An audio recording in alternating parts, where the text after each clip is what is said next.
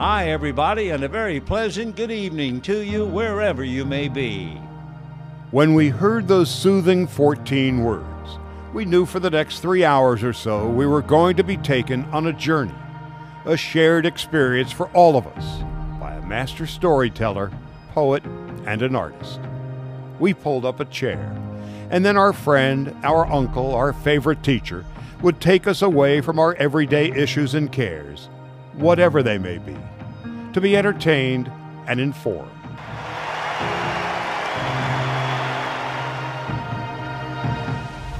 Vin Scully, Fordham University class of 1949, was recruited by Red Barber to provide live updates for CBS Radio Sports by telephone of the Boston University Maryland College football game, live from the roof of frigid Fenway Park. Vin passed the audition with flying colors. Fresh out of college, just 4 months later, Scully was hired by the Dodgers, for whom he worked for the next 67 years. In 1953, when Barber left Brooklyn for the Yankees, Vin became the voice of the Dodgers at the age of 25. 5 years later, when the Dodgers left Brooklyn for Los Angeles, Walter O'Malley brought Vin and his partner Jerry Doggett to Los Angeles with him. Together, they introduced Major League Baseball to Southern California by way of the new and ever-present transistor radio. With the emergence of the Dodgers and the undeniable skill of Scully, Vin was calling some of the biggest moments in baseball with his artistry, vocabulary, intellect, and timing, a soundtrack of the game's history. What a marvelous moment for baseball. What a marvelous moment for Atlanta and the state of Georgia. What a marvelous moment for the country and the world. A black man is getting a standing ovation in the Deep South for breaking a record of an all-time baseball idol. It looks like he's going to burn a flag, and Rick Monday runs and takes it away from him. And so Monday, I think a guy was going to set fire to the American flag. Can you imagine that? Sandy into his windup. Here's the pitch. Swung on and missed. A perfect game. Vin Scully. Well, there's a lot of talk these days about greatest of all time. GOAT used to be a bad thing. Now it's the greatest of all time. Well, that's the end of this discussion. Vin Scully is the greatest of all time, period. No discussion. It's him. Vin called 25 World Series, 12 All-Star games, 18 no-hitters, 3 perfect games, and ultimately the most perfect call of one of the most dramatic moments in World Series history, and the most dramatic moment in Dodger history. And look who's coming up.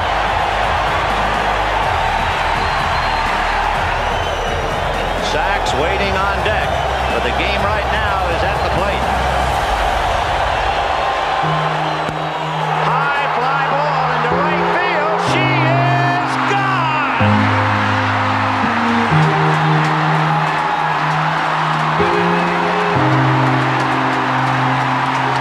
In a year that has been so improbable, the impossible has happened. Vin was most comfortable in the booth and never really comfortable in the spotlight. But the Irish tenor took on the role as an ambassador for the game. For it's 1, 2, 3 strikes, you're out at the old ball game. Ah, you're great. The city of Los Angeles. Let's hear it. Vin Scully. And the fans whom he loved just as much as they loved him. One of the great rewards in my life is the privilege of broadcasting Los Angeles Dodger baseball to the nicest fans in the world. Vin was so utterly unique and so universally popular that his going away tour in 2016 came to him. And so cosmically powerful, the Dodgers would clinch the Western Division title on one mighty swing by until then a little-known utility player named Charlie Culberson, who was etched into Dodger lore on Vin's final home game. If ever there was a time for Dodger baseball, this was it. Swung on a high fly ball to deep left field. The Dodger bench empties. Would you believe a home run? And the Dodgers have clinched the division and will celebrate on schedule. Vin, we love you, and this is for you, my friend.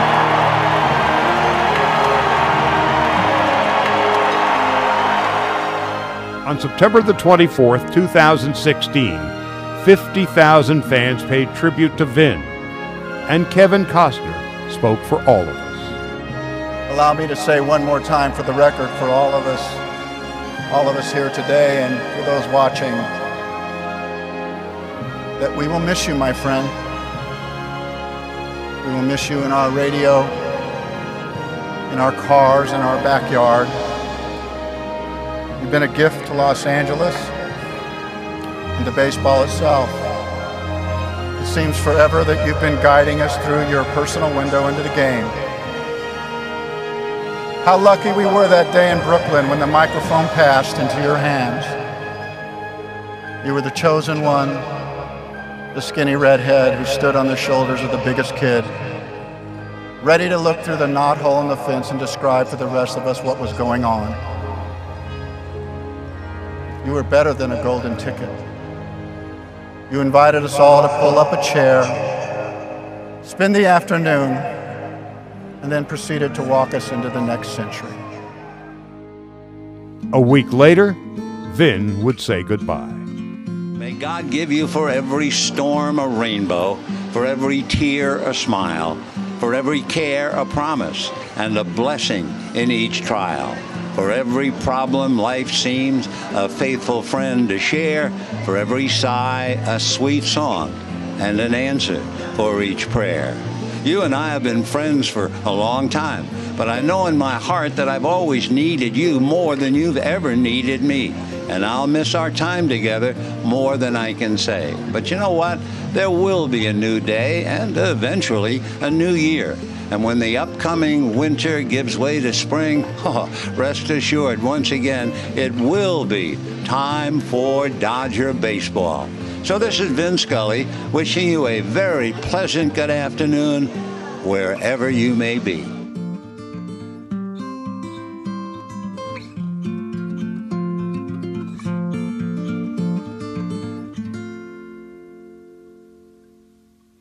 Hello, friends, and welcome to another edition of the Bleed Los Podcast. This week's podcast is presented by our partners at BetOnline. BetOnline is the fastest and easiest way to wager on all of your favorite sports, contests, and events with first-to-market odds and lines. Find reviews and news for every league, including Major League Baseball, the NFL, NBA, NHL, combat sports, esports, and even golf.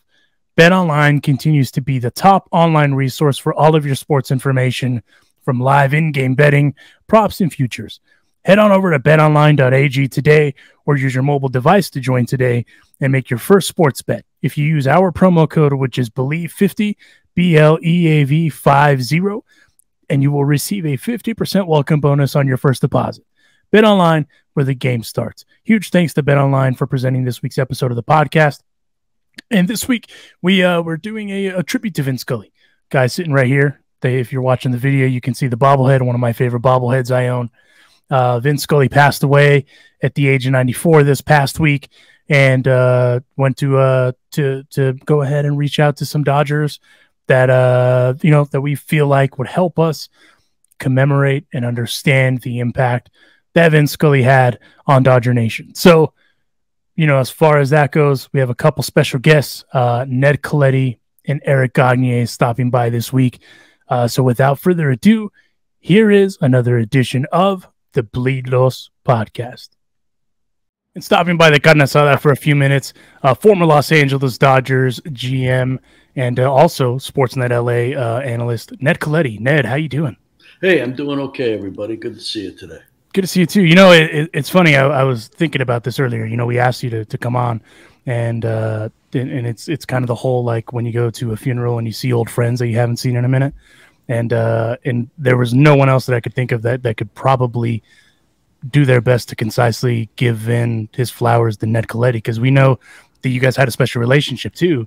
And your tweet about him when all this stuff happened when he passed, I feel like it was the perfect 160 character way to, because there's just so much you can say, right? So let's just start there.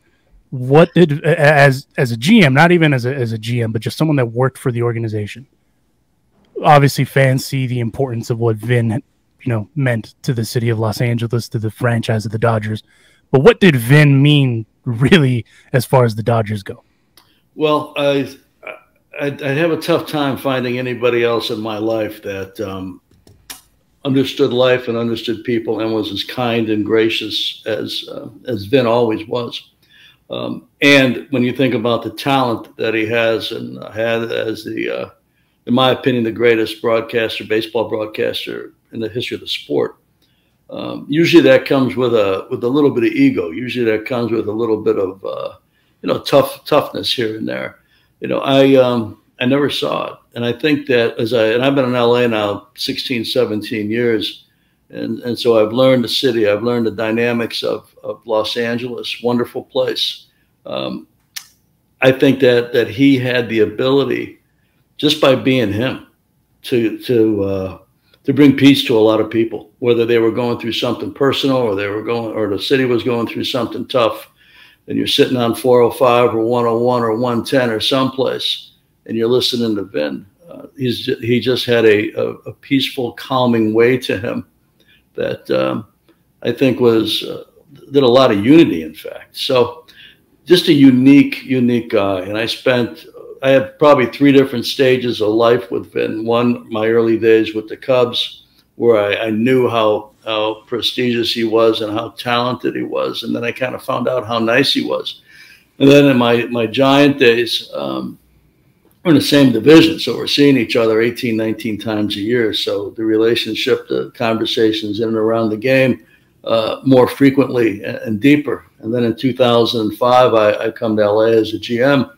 And my first day, I called Mr. Koufax, I called Mr. Lasorda, I called Billy DeLury, one of my longtime dear friends with the Dodgers who passed a few years ago, and a dear friend of Sandy and Vin and Tommy. And I called Vin, and I told them all that I was honored. I was honored to be a part of an organization that I had respected for all these years because of the character and the quality of people that they were.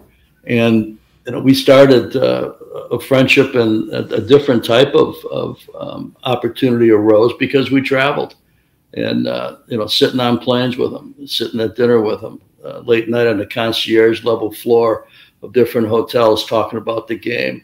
He read a lot, and so every once in a while he'd show me this book, and he'd say, "This is a really great book. You should get this book."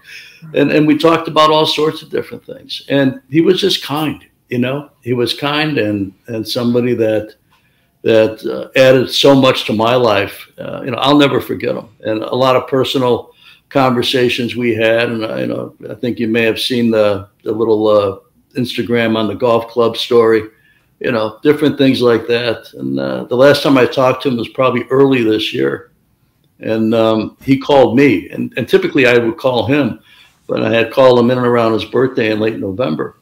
And probably in January-ish, he gave me a call, and he says, you wrote that book 4 years ago, 3-4 years ago. And I read it then, and there was a chapter in there on Vin. I read it then, and I'm just telling you, I'm sitting here, and I saw your book in my library, and I went back and I read it again, and I'm shocked at how kind you were to me. And I said, "You got to be kidding me, right?" I couldn't find the appropriate words to be as kind as I wanted to be. I'll never know anybody else like him, and that may be as strong a comment as I can make in a beautiful way. I'll never know anybody like Vin Scully again. Absolutely, go ahead, Alicia. I agree 100%. The impact of Vin. There will never be another Vin Scully, right, Ned? And what a gift that you had that friendship with Vin, that you were connected, and because we all feel connected. We, meaning those of us who grew up hearing him. He's the voice of our childhood. He's the voice of my father's memories of moving to Los Angeles and falling in love with the Dodgers. And there are so many stories of those legacies, but the gift that you had of being his friend, the golf story I love that you have currently, Vin's golf clubs, right? Like they're in your home or your garage. Or yeah, they're sitting about seven feet from me right now. You know. Wow, see, you know, so awesome. I don't know if I got to meet Vin twice. I interviewed him, and I was so intimidated to ask him for a photo. He to me was like the ultimate rock star, celebrity, almost religious like. Right? You mentioned something earlier about how he was so kind. I almost feel like Vin made us feel like we were never alone. Right? Whether you watched them on TV, but the radio was always on. Vin was the soundtrack, right? So I just wonder, I've had friends from out of other states and stuff. They didn't grow up with Vin, but yet they know the impact. They made sure to check on us. Can you talk about how Vin transcended baseball? He transcended being the greatest broadcaster. There was something about Vin that we all just feel like we lost a family member. Why? That's a great question. You know, he did golf. He did the NFL on a national level. He also broadcast World Series on a national level, and he did it like he was almost doing a Dodger game. So I think people all over the world who watch baseball knew of his style and you can almost, when you're talking to somebody, you got a pretty good feel for, you know, what kind of person they are. And I think that just him being who he is and broadcasting the way he would broadcast, people understood it whether they knew him or not. I have a personal story that kind of goes along with you, where people across the country understand the magnificence of him. My daughter interned for the Dodgers a handful of years ago and got to know Vin very well. Used to tell me that. I said, you know, people ask her, so you've been around a while now, who's your favorite Dodger? And she'd say, well, I have two favorite Dodgers. One is Lou Johnson, who passed a few years ago, and one is Vin Scully. Neither guy was playing at the time. Lou had a good career with the Dodgers, but, you know, long in the past. And so they became friends a little bit. And I told him, I said, you know, Jenna's getting married in a couple months, and you know, she wanted me to tell you. And he says, oh, that's beautiful, that's wonderful. You know, I'm not presumptuous enough, he says, to think that you would invite Sandy and me, but we would, you know, if it was in the off season, we would love to do it. And I said, well, it's in September, so you know that's going to be difficult to do that. But you know, thank you. And he says, if there's anything I can ever do for them, you have to let me know. So you know, I didn't know if I wanted to take him up on that offer or not, but you know, a couple of people says, well, you know, there might be a cool thing he could do. So what he did is I asked him if he would record the announcement of the bridal party. Okay, now I'm from Chicago, 2,000 miles away from Los Angeles. He records this. At the wedding, they get ready to announce the bridal party, and we all know how that goes. You know, people clap, and then when they announce the bride and groom, the place stands and there's a standing ovation. As soon as he started, people looked around the room like, oh my goodness, this is Vin Scully. And they stood right then and there. So the entire bridal party received a standing ovation, started by the voice of Vin Scully, because they were shocked that he was, you know, in essence, a part of the party. And, you know, that I think goes to your point a little bit, that, you know, it wasn't just a Los Angeles gift. It wasn't just a Southern California gift. It was a national, international gift. And that's something that not everybody can say. I say it all the time. Ask the guys. We are spoiled as Dodger fans. Oh, as yeah. a little girl, you know, we traveled to Houston to visit family. We'd go to Astro. Remember the Astrodome? Like, we'd go to games. Yeah. And I was always wearing my Dodger hard hat. And then I would realize, wait, you guys don't have a Vin? Like, I just assumed every baseball team had a Vin. And as I got older and realized, wow, Vin is special, and he's our, like, we're just so spoiled, right, guys? I mean, Juan, I always talk about how spoiled Dodger fans are. We absolutely are, and we're being joined by the padrino of the carne asada, Ned Colletti, and purveyor of an excellent boot collection. Nino, I have to ask you this. Everyone has said that he is the greatest storyteller. And I have memories of listening to broadcasts of Vin talking about Pearl Harbor, talking about 9/11, talking about guys like Ted Williams and Joe DiMaggio who went and participated in World War II. And I sit there and I think, where are we going to get those stories from? And, you know, you get a lot of history, not just from about baseball. I mean, Vin was the last connection to Brooklyn to L.A. Yes. And we're not going to have that. I hear these famous stories about the Tommy Lasorda, Billy DeLury, Vin Scully lunches or dinners, and I just can't imagine the stories that must have been exchanged there. Were you privy to any of those dinners? Do you have a Vin Scully story that he shared with you that maybe we haven't heard on a broadcast? Well, I don't know what you've heard or what you haven't heard. You know, I had many opportunities to be in his company in those type of environments. And you're absolutely right. I mean, I used to tell him that, you know, once in a while I wouldn't make a road trip, so I'd watch the game. And sometimes I wouldn't have a place to sit, so I'd sit in the back of the booth that was on the road. And I used to tell him, you know what, I'm saturated in this sport for almost my entire life. And every time I watch you do a game, I learn something I never knew before. You know, that's not easy to do. I can't say that happens all the time. Yeah. But it happened all the time with Vin.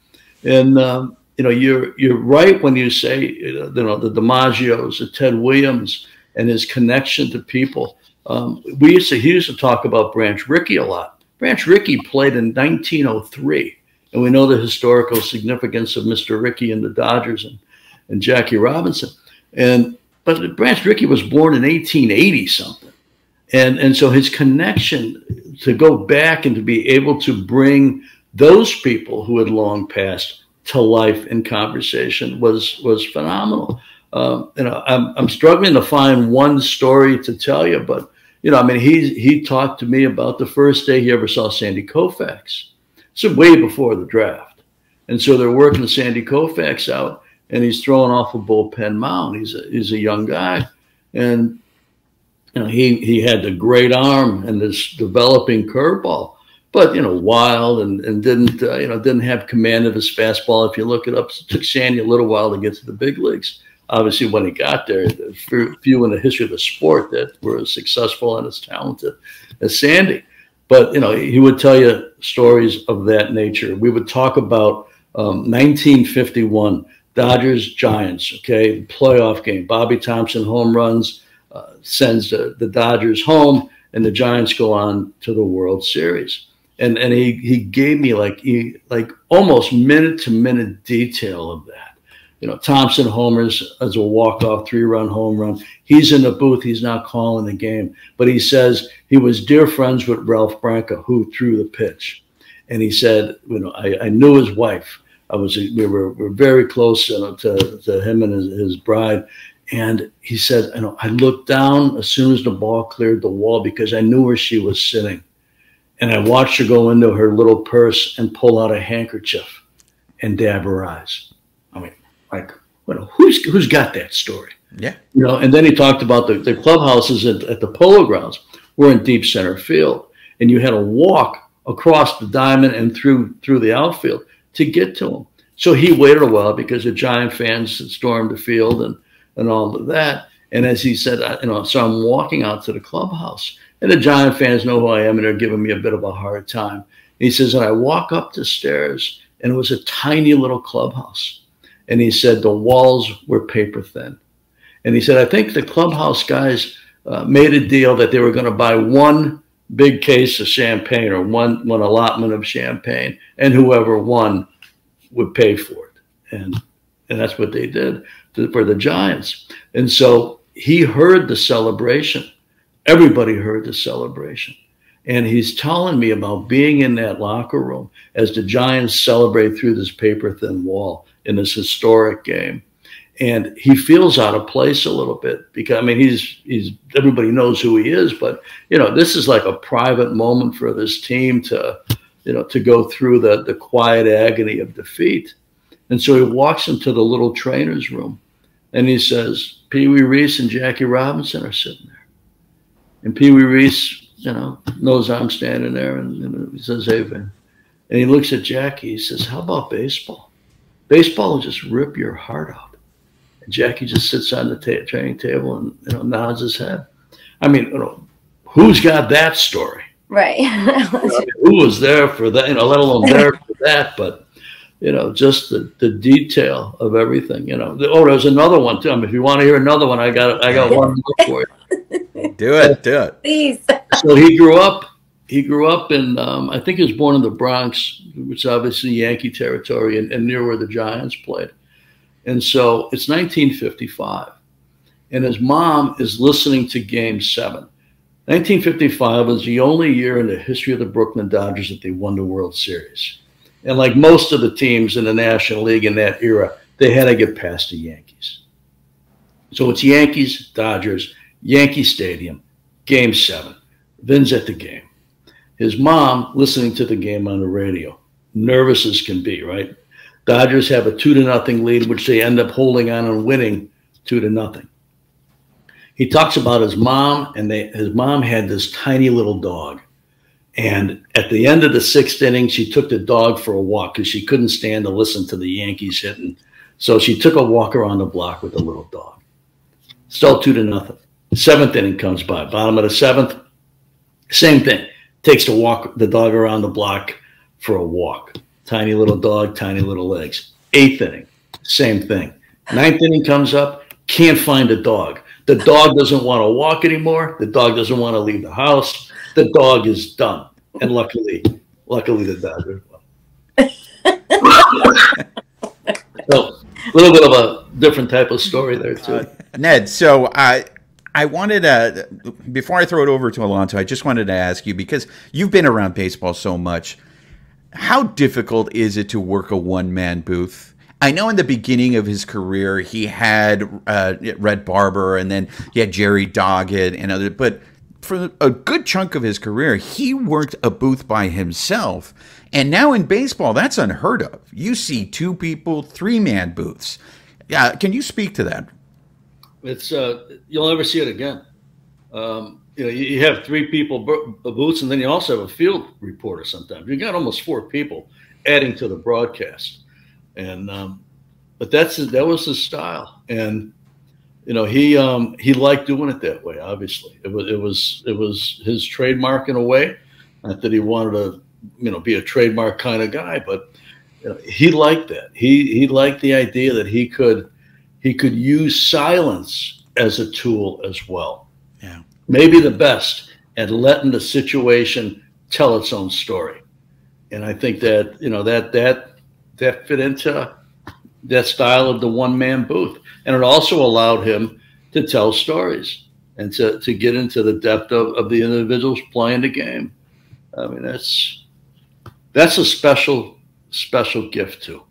And that's something that even the best of the broadcasters today or in the recent past can do a little bit, but not to the level that Vin did. I mean, every at bat had a chance to have a story attached to it. Yeah. Absolutely. Go ahead, Alonso. Ned, we really appreciate you stopping by and giving us some of those stories and a little bit of insight. To be a fly on the wall of all those conversations, because it's one of those where it's like you said, the historical just component of it, of him being the last connection to the Brooklyn Dodgers, the stories with Jackie. There's just so much there, and like I said, there's nobody else that I feel like would have been better to concisely give us some of those stories than one Ned Colletti. If you're not following him, please go follow him at The Real Ned Colletti on the Twitters. He's a great dude, friend of the Carne Asada, and we really appreciate your time, Ned. Oh, you're welcome. Honored to be on with you guys and everybody today. Yeah, let's do it again. Let's do it again soon. Yes. Oh, absolutely. Anytime you need it. Do it. Thank you, Ned. All right. And stopping by the Carne Asada for a few minutes, friend of the Carne Asada, an hour closer, Éric Gagné. Éric, thanks for stopping by this morning. No problem. Thank you. Thanks for having me. Of course, there was a handful of people I thought of when a little bit after the passing of Vin Scully, because there's just so many people that he described, right? One that comes to mind, Yasiel Puig, people like that. But another guy was Éric Gagné. And fast forward to it, like I think it was the day after, LA Times had people emailing in, and then they were kind of sharing their Vin stories. And one of the stories was from a girl who had never listened to a baseball game in her life and wanted to understand. So she got a notebook and started to write how fast Éric Gagné's first pitch was and every detail about those pitches and stuff like that. And why? Because of Vin Scully. Because she heard Vin Scully, start out all these stories about guys like Éric Gagné. So I thought of players too, because as you know, players have an interesting relationship with broadcast guys. They travel, they spend a lot of time together, especially at the hotels and stuff like that. But I know the profound impact that Vin Scully had on Los Angeles Dodgers players of current and of former. So I wanted to hear from your perspective what the impact was of Vin Scully as a former player, as a guy that was introduced by the guy. Well, first of all, as a fan, Vin was everything. He's been one of the guys that, we talked about Tommy Lasorda passing. He was the heart and soul of the Dodgers. And then you have the voice of the Dodgers, basically, all the message, the culture that we're trying to do internally as players, as coaches and everything else. And then you want to relay that culture to the fans. And that's what Vin was doing so well. I mean, he was able to talk to the fans, tell them a little bit of insights. There's stuff he was talking about us that we didn't remember. He would come out with stuff and like, wow, how does he find that? And he was just like, I don't want to say it. It's just, you listen to him, it's just delightful. You hear him and like, wow, that's so, there's no tone like that. I don't know what it is. His voice is whatever it was, but he made you relax and you watched the game and he put you exactly in the right frame of mind for the Dodger baseball. And baseball is not super action packed, but he found a way to kind of calm you down, calm your day off, slow it down a little bit, and just tell you a great story about something's happening in front of you. And he would add some little details, personal details from each players. And I think that's what the fans are doing. I mean, they're learning from the players through Vin. And that was really, for us as players, that's what we want. We want a guy that cares about us, cares about, the team, because we want him to send the right message to the fans. And I think he was our voice.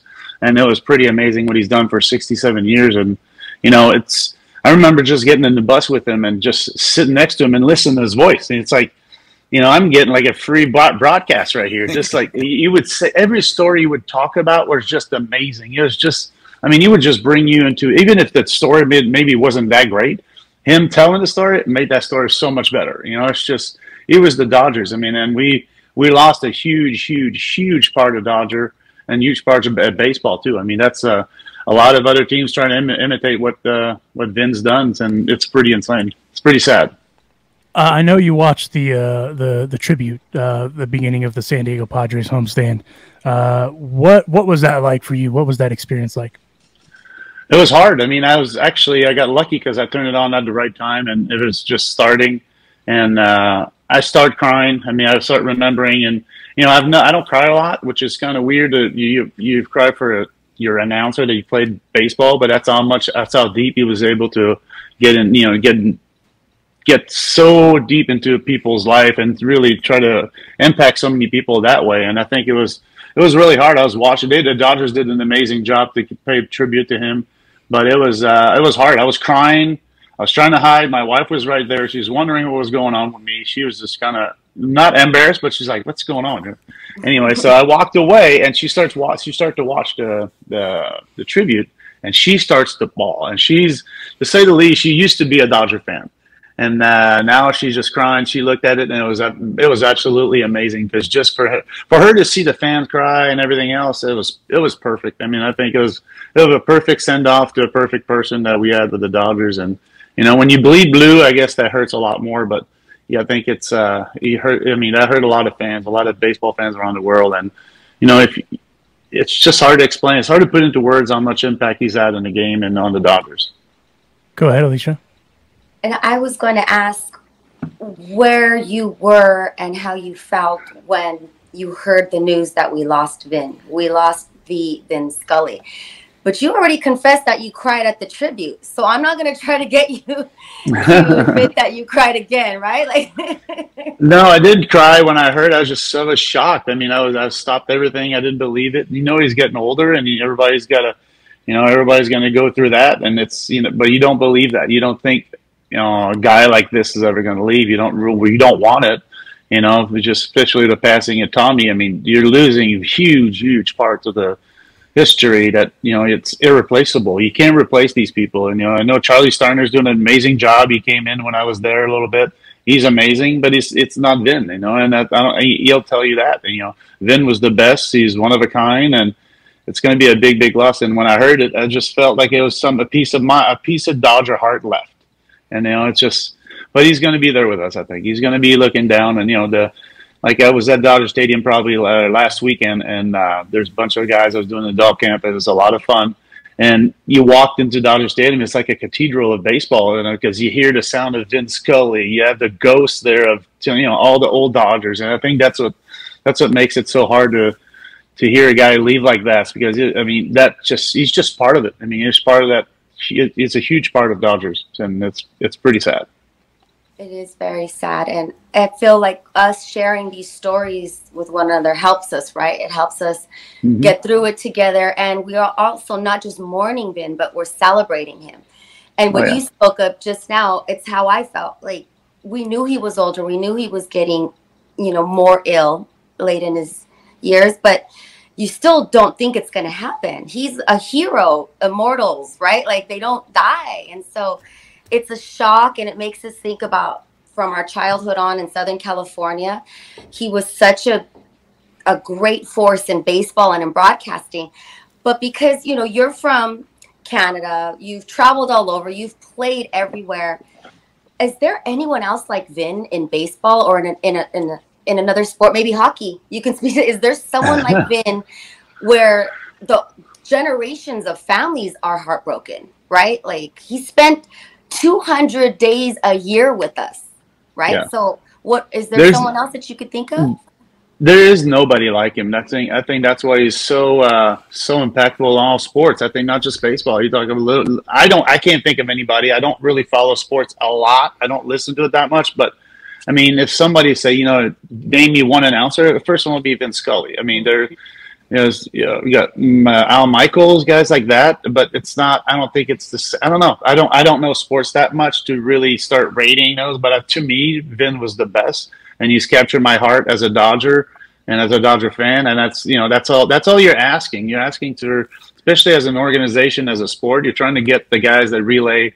That, you know, they're basically the bridge from the fans to the players. I mean, they're the ones that sending the messages from what team wants to, you know, the image of the team. And that's what he did so well. He represented baseball to the highest level, and he's represented the Dodgers so well. And I think that's what you're looking for. That's what, you know, as a player, you want to be a role model and everything else. You want to represent your team well. But, you know, he had such a huge responsibility of really talking to the fans from a player standpoint, from a team standpoint, and from a sports standpoint. And he's accomplished that with, I mean, amazingly. I mean, the way he carried himself. I mean, not just as an announcer. You talk to him on the bus. He was so nice all the time. I mean, he was just a nice, genuine person. That's all. You know, just to be that big. You know, because he's bigger than the Dodgers for a while. I mean, back then we think. I mean, even now I think. You know, when I played, it was Vin Scully first before us. We weren't winning and everything else, but he was a treasure. I mean, yeah, we wanted to win on the field, but when we weren't winning, I think Vin was bigger than the Dodgers almost. And it tells you a lot where, you know, that's pretty amazing. He didn't change at all. He was carrying himself as a professional all the time. Like the players loved him. And there are a lot of players they're not gonna like announcers all the time, because if they say the truth and stuff like that, there's always a little bit, but he was always so good at balancing that. I'd understand the game is hard, you know, it's not that easy, and make that understand from the player to the fans that, hey, these guys are trying hard. It was always a positive announcer, and I think that takes a lot of work when you watch that many games and that many pitches, not to be so critical. And he was a little critical, but he was a positive critic all the time. And I think it's just, that's what you want as a player. You don't want to be just told you're the best, but if you're a baseball player, I'm trying to do my best, and he's representing a team, he's representing the game, and he was doing that amazingly. Yes, you said it. You said it from the very beginning, that voice. There will never be another Vin. And I can see Juan got really excited.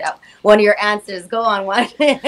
Well, no, look, we're joining us on the Carne Asada is one of our favorite immigrants and honorary paisano, because he loves the Latin people. Éric, I wanted to ask you this. For me, I feel all Dodger fans are very protective of Vin Scully.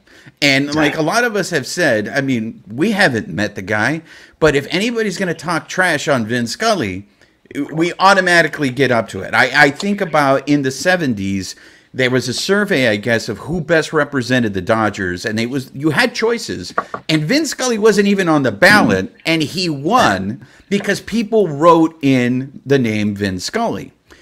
I hear people who are not Dodger fans from across the country, they hear him and they go, God, he talks so much. How do you guys put up? And of course you get up. What are you talking about, man? Right. That guy is the greatest. You can't say anything bad. And you mentioned it. I smiled because you said that he wasn't very critical of people. And to me, if you didn't know he was the Dodgers broadcaster, you would have just thought he was a guy off the street calling the game what it is. And I don't see that in today's broadcasting. I don't see guys giving credit to the other team and being like, hey, that guy's a great player. Oh, what a play. I heard that all the time with Vin Scully. When someone on the other team, like everyone knew he loved Willie Mays, but he would always give credit to an opposing player coming in and say how great he was.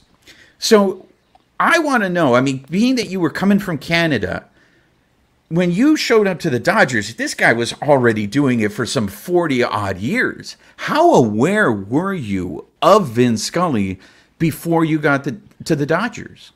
I was not aware a lot, but remember, I'm from Montreal, Jackie Robinson. There's always been a lot of history with Dodgers in Montreal. There's a lot of the baseball root fan, like a lot of the main fan are Dodger fan because they're Jackie Robinson fan. The Montreal Royals used to be AAA. So there's always been some kind of connection there. And I think Vin, to me, I've always been really interested in all the movies they made us watch was about the Dodger culture, the Dodger history, the Drysdale, the Koufax, all the best of the best. Even from the Dodgers back then, it was, they're all that. So I learned about that. I learned about Vin. And what you're telling me, like when you're saying, the way he was so nice and the way you oriented, because I think his perspective was really to look at the game first, and then the team, and then the player, and then the fans. And I think he did that so well. He understood, hey, it's not about me. It wasn't about Vin ever. It wasn't about anything, oh, I'm trying to be a homer. He was just trying to explain the game like he saw as a fan, and out of fan, he's like, okay, what do they want to hear? And what would the player want me to say? And I think that was such a good medium that he played, and I think no one can do that way anymore. Because it's just different. The game is different. The game, he's coming from Brooklyn all the way down, it's totally different. And it's pretty amazing that, there's a natural treasure. I mean, it's just, you cannot replicate Vin Scully. You cannot replace it. You can only learn from what he's done, take bits and pieces, say, you know what, he's done it that way. I'm going to try to model myself that way. But it's a huge hole. It's a huge goal. But I did know about him a little bit. I've learned just from, I didn't listen to anything in English because I was French Canadian. I wasn't really lucky enough that I could listen to Vin, but I would have been for sure. But I knew about the history coming in as a Dodger and a little bit from Montreal, so you kind of know about the whole Dodger history. So, I mean, I'm going to put this all on you. You're going to have to answer for everybody, Éric. How do we keep his legacy alive? There's young kids now that are, are Dodger fans who aren't going to know anything about Vin Scully. Yeah, we can show the Kirk Gibson, clip as much as we can. But these are kids that didn't grow up with all the other. I mean, he was calling the games of the week for NBC. He was calling World Series every Saturday when you were watching the game of the week. For me, it was Vin Scully and Joe Garagiola. So how do you keep a legacy like that alive? I think it's a responsibility for all the broadcasters now, and I think same for the players. The respect we show the broadcaster is what the respect we showed Vin, and the way Vin showed us. I think that's kind of how you keep his spirit alive, almost. Basically what he's done, just represent him. It might not be we talk about him all the time, but we just trying to do stuff like be like Mike, be like Vin, be like that, or just kind of stuff like that. And I think everything he's done, I really don't envy that. I don't even have one negative story I could even think of. And there's nothing really. I mean, he's such a professional, such a great representative of the game. I mean, I think you've just the way to not forget. No one's going to forget about him. It's impossible. I can't. And you just play the game once in a while. Maybe you watch the games on on the jumbotron at Dodger Stadium, Duke's couple nights, the old school games, and stuff like that. Maybe you could I'm sure now with the technology you could have Vin's voice do a voiceover for some plays or some innings or whatever. They're talking about stuff like that. So I mean, I don't know, but I think players have a responsibility, understanding the history. Players have a responsibility. Teams have a responsibility to make sure that we don't forget about that, and the young kids don't forget. That's what culture is. That's how you do as a team, and the Yankees do that way. They want to make sure they remember their greats. Well, the greats of the Dodgers, I think Vin is on top of the list. I mean, he didn't never throw a baseball or hit a baseball, and he's on top of the list. So that just tells you everything. I mean, you can say Sandy and all that, but I don't think the impact that any player has ever had on any franchise is as bigger than Vin, and I think that needs to be recognized. No, I think you're absolutely right, and I've talked about it with these guys. Maybe I should just stop trying to understand why I had the reaction that I had. You admitted about what happened when you heard the news. Alicia and I, we were not in the same movie theater, but we were in a movie theater when we got the news, and we came out, and I've told this story. And I got the news, I sat there for a few minutes, and then I started crying, and I kept looking at my girl going, I don't know why I'm crying. Like, I don't know why. I mean, what's happening to me? And when a friend of mine asked me, he's like, for someone who is not a Dodger fan, like, all these women are trying to understand why their men were crying on Tuesday night, right? And if you're not a Dodger fan, if you're not a baseball fan, I think it is really hard to understand why is it that you have this reaction? This is a guy who was the constant person in your life. Mm-hmm. If you watch the Dodgers, he was the one constant. Players come and go. Managers come and go. Ownership come and win. Vin Scully was the one constant thing. And now, death being finite, it's gone. Yep. So it's a monument. You're losing a monument. You're losing such a pillar to your organization, and the sport. I mean, it's just, the Dodgers.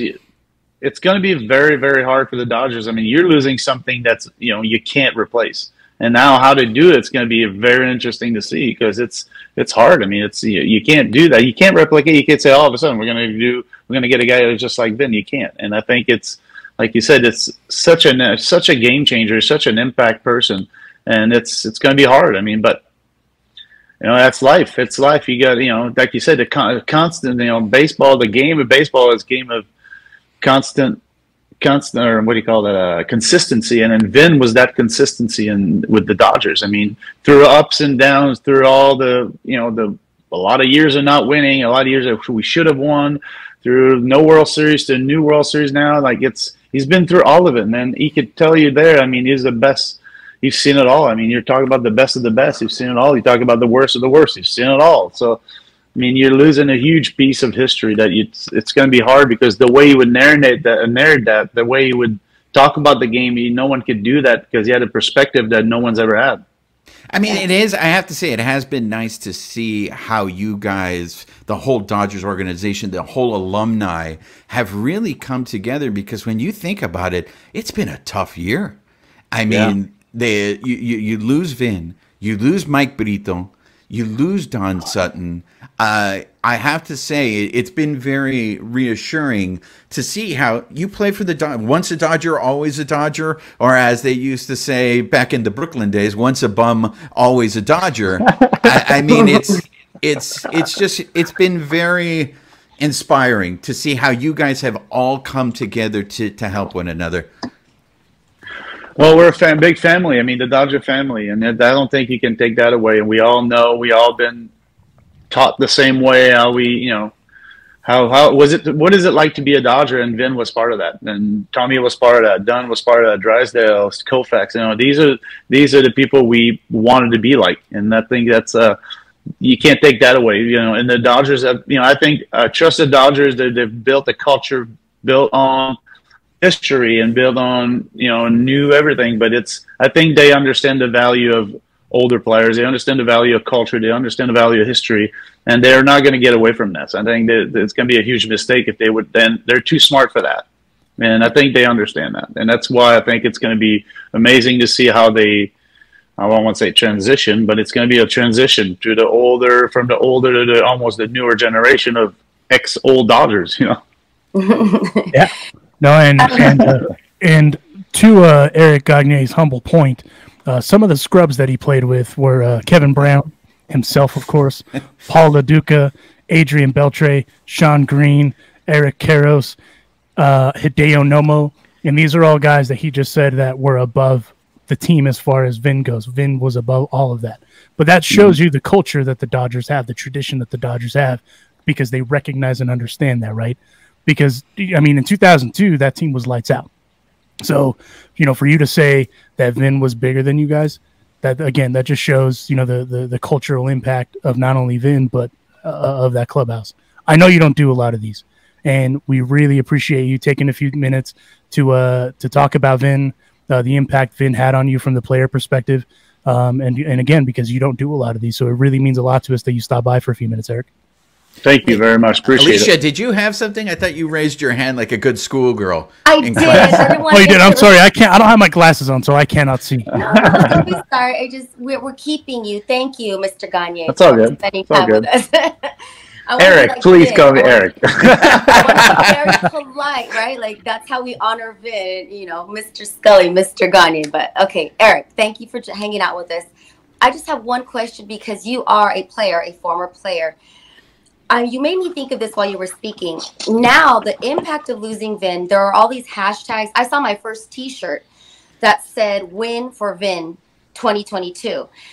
Do players take on those challenges, or I'm not sure what to call that? Maybe you can help me. Where something so impactful happens during a season, where the team does rally around that cause, or that whether it's a loss or a tragedy. Like even outside of baseball, do players really take that inward? Yeah. Do they care? 100%, especially a guy like Vin had such a big impact. I think it's going to bring the guys together. And, you know, if you're tired, it's a long year. You don't focus on always the same thing. Sometimes your brain kind of goes away. But I think understanding the impact and the respect we have to show as Dodgers and as players and as, you know, as fan of the game, we have to really represent and show respect to Vin by playing the game the right way. And I think that's what the Dodgers are going to do, and I think they're, you know, Dave Roberts at the leading that. You got all the best guys in the industry are pretty much with the Dodgers. So I would not worry about that. The only thing I would worry, if I was another team, I would worry a lot because the Dodgers, first of all, they're really, really, really good. I think they have a lot of depth, and I think that's going to bring them even more together because they're going to want to win for Vin, and it's going to be pretty. It's already a special year, but I think they're going to come together and just kind of show respect to Vin by playing the hardest they can and playing the game respectfully. Awesome. Thank you for that. No problem. That's comforting. Thank you. Not comforting to Juan, because if you listen to our last episode, Juan strayed away from the Lord's light when it came to. Hey, look, I follow the teachings of Vin Scully. When you have a lineup that has Juan Soto in it, Manny Machado, I'm not going to be like you guys and dismiss those guys just because I'm a Dodger fan. I didn't dismiss they them. suck. I didn't dismiss them. I'm just like, look, those guys are good. And look, it was a little shaky for Gonsolin last night. He got out of it. What I didn't take into account is that Minaya has struggled against the Dodgers all season. So that's my bad. I should have done my research there. But I don't, like, ask Éric. Éric, do you want to face a lineup that has Juan Soto in it, Manny Machado, and then when Tatis comes in there, Josh Bell is a good hitter, man. I mean, where's the soft spot in that first five? Yeah, I mean that's the thing. It's the whole West is amazing. I mean the whole West plays really good baseball, very fundamentally sound baseball. And I think now you add the Padres to this. They're not young anymore. They're a little bit older. They got all the weapons they're looking for. The pitching is getting there. I think I haven't really looked at the relievers now. They got Ader in there. I mean they're going to be a very, very scary team to face. But again, you know, it's just on paper. If you go out there, you got to win. You know, there's a it factor that the Dodgers have. They know they're that good. And there's another thing with San Diego right now. They have to prove they're spending a lot of money. They have a lot of really good pieces together, so they got to win. So I think it's going to be amazing to watch. I mean, it's good baseball. It's fun to watch. I mean, you're watching the best of the best play against each other right now. I mean, it's basically an all-star game you're watching. Yeah. You know, it's pretty insane. I said this when Cristiano Ronaldo and Messi were in their primes, when they played each other and everyone was just arguing about who was better. Solid soccer reference, by the way, on a baseball podcast. But you didn't appreciate what the two guys were, right? You didn't appreciate how good they were, and now they're, you know, in their twilight, and people were like, "What? Huh?" Because it happens just like that, right? So for me, I'm going to enjoy it, because if the Padres are trying to get over that Dodger hump, hey, that just means better baseball as far as I'm concerned. Yeah. That's what you want. You want team to try to win, and I think San Diego has proven that they're willing to win. I know they've been, you know, back in the days it wasn't you know, it was just the Dodgers. That's it.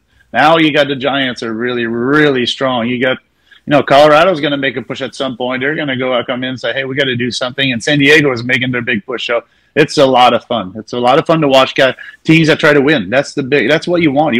You as a fan, you want your team to try to win every single day, every single game, every single year.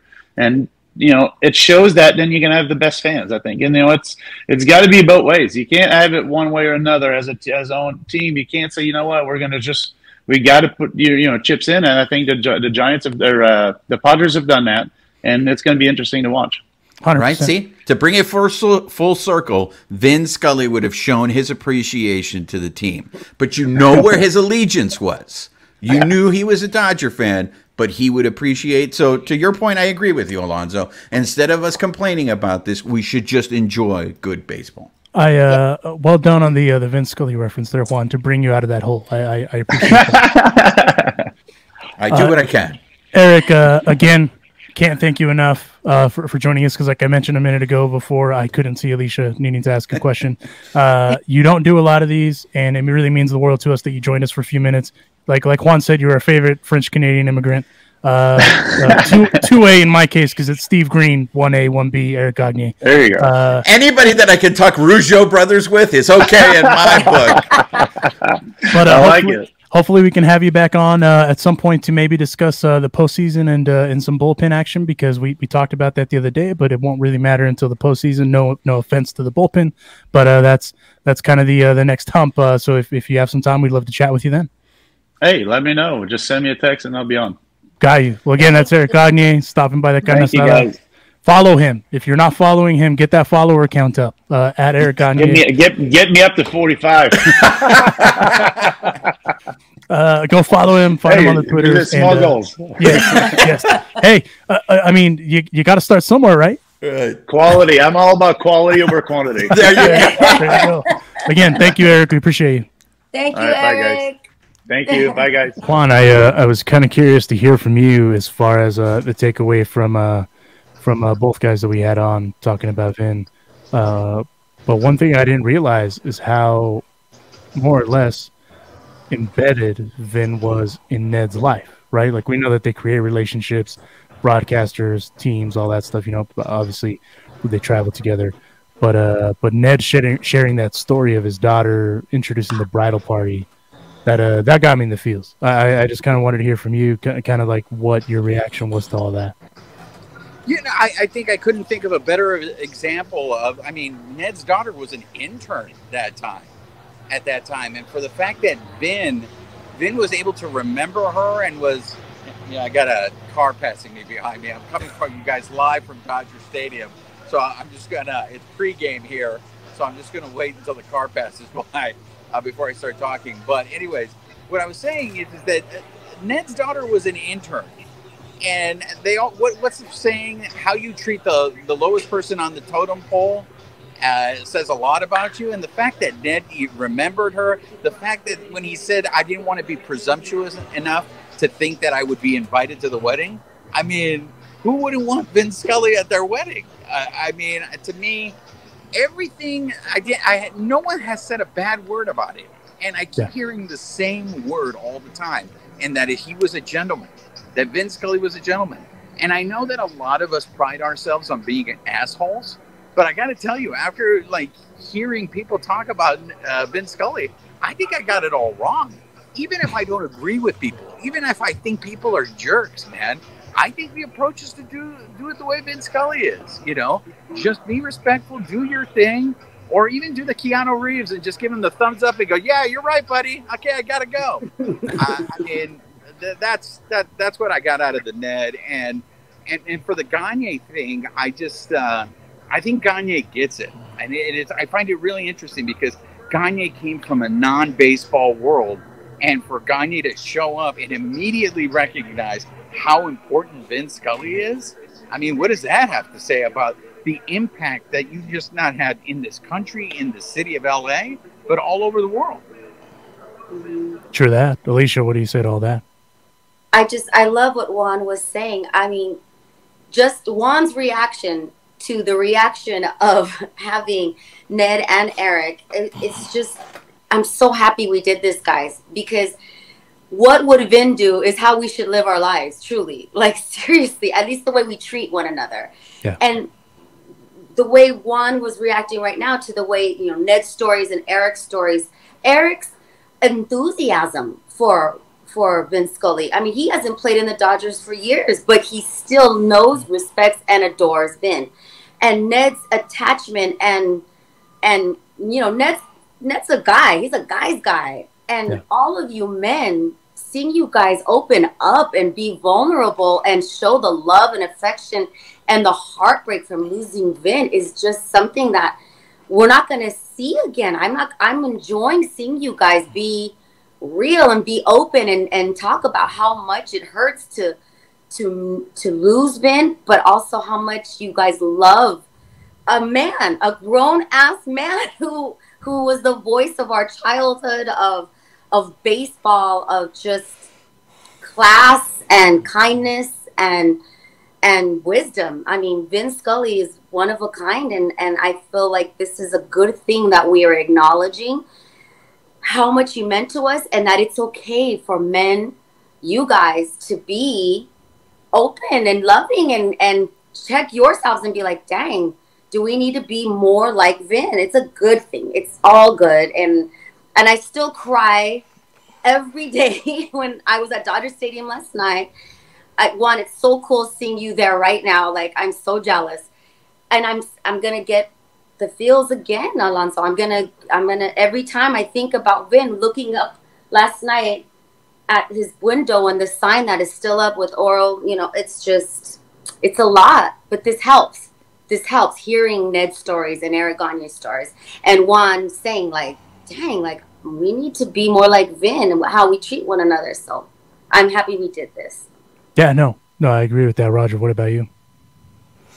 Yeah, I think those two guys just summed it up. I mean, to hear the stories that Ned was sharing, I mean, personal stories. This guy, you know, he hung out with him and spent a lot of time with him, and just he got to know him as, you know, not just a baseball announcer, you know, not just this icon that we all looked up. He knew him as a true friend, you know, and just to hear those stories of those times that they spent together, you know, the things he did, like he said, for his daughter, for his wedding.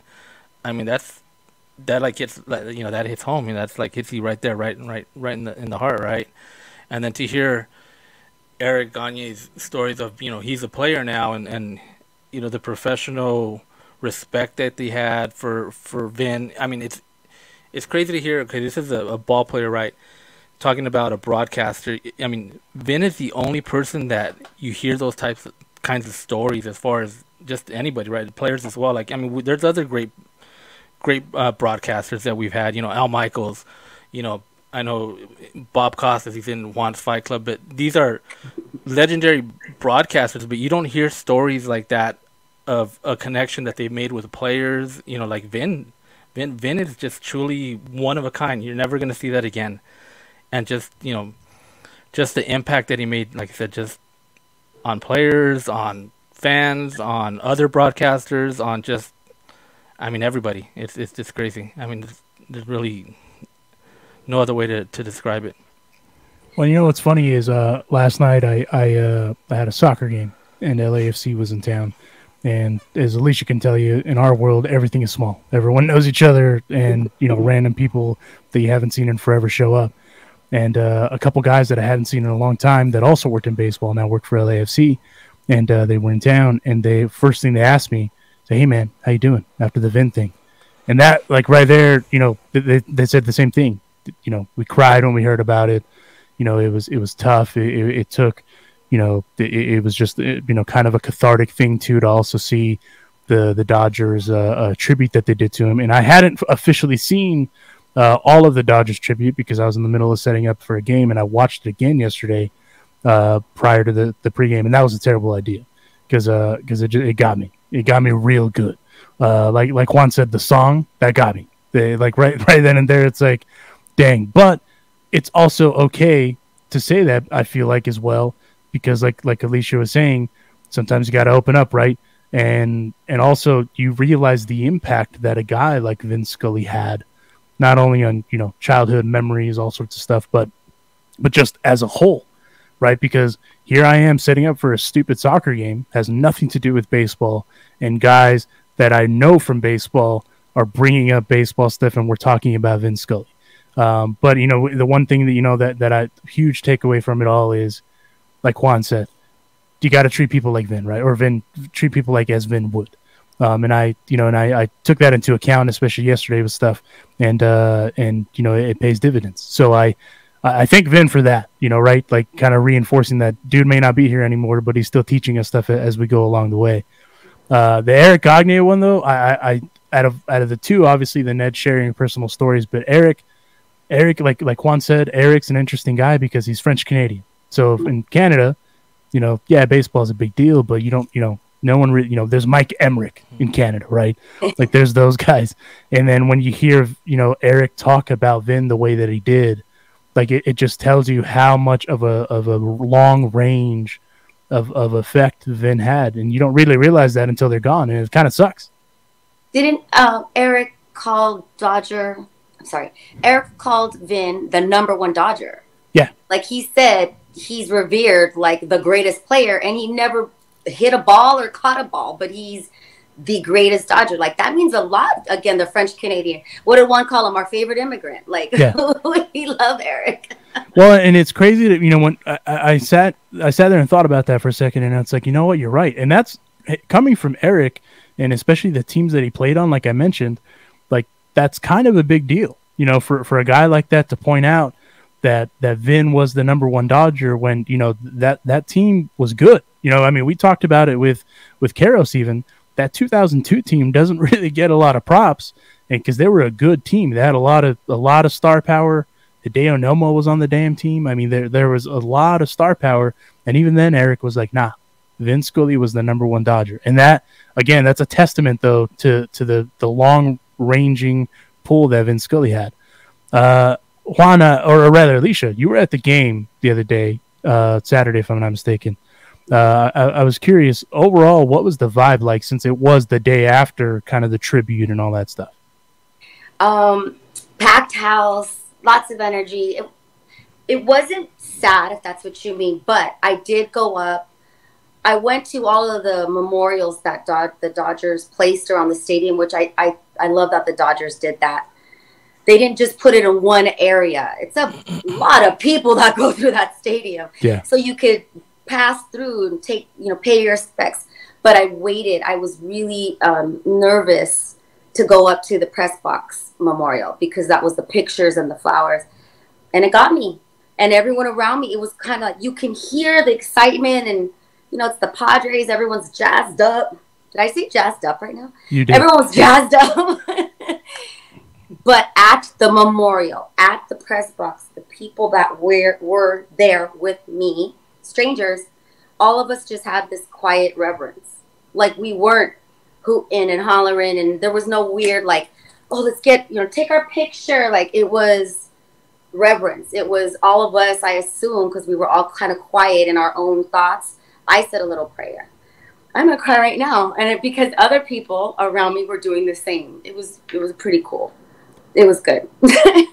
Yeah, no, I was But, just curious. and the Dodgers won, and they Yeah. whooped that butt. So like, No, I was just curious because I know that they put up all those different kind of memorials around the stadium, and no, I didn't even honestly, I didn't expect it to be like a sad vibe or anything like that. Because if anything, what we've learned from Vin is you can't be sad. You got to celebrate.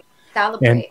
And that again, the Dodgers class, you know, they're handling it as great as an organization like the Dodgers can, you know, with the different memorials everywhere. Go ahead. So I kept looking back. My seats were below the sign, "We love you, Vin," and stuff. Yeah. And I just kept looking back. So like the whole time he was on my mind. But they did go to the camera, went to Rick Monday, and Rick Monday was like very chill. It was just him alone. He's staring out in the field, and as they put him up on the big screen, don't know why they did it. It was like in between innings, and people slowly but surely started cheering, and he still didn't realize he was on the screen. He picks up his binoculars and is looking at something on the field, and I was like, we're trying. I felt the Dodgers did that to remind, we're so spoiled fans, we have greatness. Vin is the top #1, but we still have really great broadcasters with us. And so I felt like this, Juan is always saying people alive should also get their flowers, right, while they're alive. And Vin knew he was loved, and he was super humble about it. But I love that they went to Rick Monday and were like, hey, like, let's cheer for Rick Monday. And we did, you know, and it was cool. And I feel like that's a direct result of what's going on with all of us mourning and celebrating Vin. What do you guys think? They hardly do that, and they did that yesterday or Saturday. Juan? Well, I got a helicopter above me, and we got music over here. The Dodgers are taking batting practice, so I don't know if the sound is horrible, but I just... No, it sounds fine.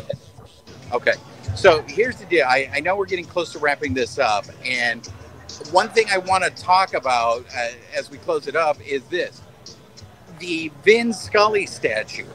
That has to be next now, right? I mean, we talked about this earlier in the season. What would be the next statue? I think the Vin Scully statue now moves up the list, right? I think so. I think so. I mean, but it also depends on if they're doing it, you know, kind of strategically by eras, right? I mean, that's the only thing we don't know. But I mean, I feel like that's the natural next step, you know, that way, you know, going that way. What about you, Roger? Yeah, I mean, I would love to see a Vin statue go up next. I mean, I think that's what the fans would want to see right now. You know, so let's do it. Yeah, I'm curious to see what the Dodgers do because, you know, at this point the win for Vin thing's working. So that's whatever they need to do for you know, because again, the thing that's kind of forgotten, and that's one of the reasons why I wanted to talk to Éric Gagné, is the impact that a guy like Vin also has on players, right? You know, front office folk and people like that, they have, you know, they have more time to cultivate a relationship, you know, but players in some cases, they're so hyper focused on what they're doing that you kind of forget about that human element.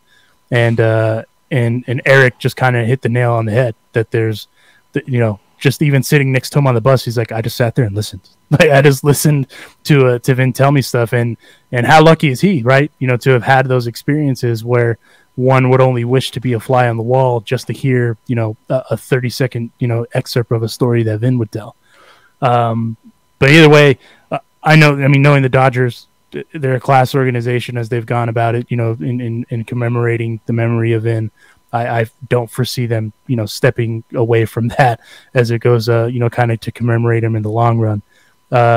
Also, just real quick before we end it, because we did have a little bit of Padre talk, they notched up a series win yesterday, and they're going for the sweep tonight. Juan, since you're there, just out of curiosity, what is your prediction for tonight? Well, as you guys all heard from the last episode, I am the Prince of Darkness, and I said that the Dodgers would lose the series. I had originally had them losing this game, but all bets are off. Look, I was going to save this for our next show, The Live, where it's just like, hey, man, I just cannot figure this team out. They lose to teams that they shouldn't be losing to, and then they steamroll. I mean, the first 2 games against the Show Pods, they've scored 8 runs. I will say that I said this on the last episode. I'll say now, I am glad I am wrong. I am glad that I know nothing about baseball. There, are you happy, baby face? I said it. I don't know anything about baseball, but I am glad that is true. that the Dodgers are winning. I am glad that I am proven wrong. And, you know, I just saw Dylan Hernandez earlier, so maybe I'm just going to talk to Dylan and just say, hey, Dylan, you and I need to team up because obviously we are this overwhelming force that is helping the Dodgers. So. I also wanted to shout out Max Muncy because he took Mr. Clevenger a little deep, and there's been a lot of shit talking on Max. So good for him. Tip of the cap to Max for getting that going. Yes, and well, we will go ahead and wrap this guy up. This episode was presented by our partners at BetOnline. If you head on over to their website, betonline.ag, and use our promo code, which is BLEAV50, BLEAV50, you will receive a 50% welcome bonus on your first deposit. BetOnline, where the game starts. Huge thanks to them. And thanks to Ned Colletti and Éric Gagné for joining us. And as always, being super candid. That was kind of the other reason we wanted those guys, too, because those guys, they're open vaults, and we really appreciate their candor, especially with something as kind of gravitational as the loss of one Vin Scully. So it's a huge thanks to them. And thanks to you guys for listening. If you're not following, subscribe, all that good jazz, please do it. But from your boys Alonso Juan, Babyface Gimmick in the Sky Roger, and Princess Del Valle, this is the Bleed Los Podcast, and we'll catch you on the next one. We love you, Vin.